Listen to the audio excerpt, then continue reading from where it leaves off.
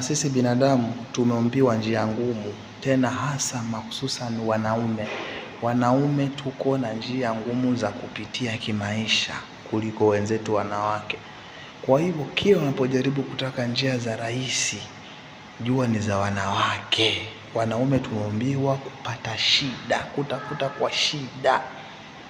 Wende ukatoke jasho kweli, lakini angalia mwanamke yake ni simu tu. Anafanya tu kuambia uko wapi. Naona kuna tofauti kubwa, njia yake nyepesi. Lakini wewe ndugu yangu ukitaka hiyo utafedheka. Kwa hivyo sisi kama sisi njia zetu ni ngumu, tu kazane njia ngumu tuzipite. Hakuna njia rahisi ya mwanaume ya utafutaji. Hakuna. Sijawahi iona. Mitihani. Kwenda ngumu kurudi ngumu. Kwa hivyo lazima tung'ang'ane maslahi mpaka tuipite.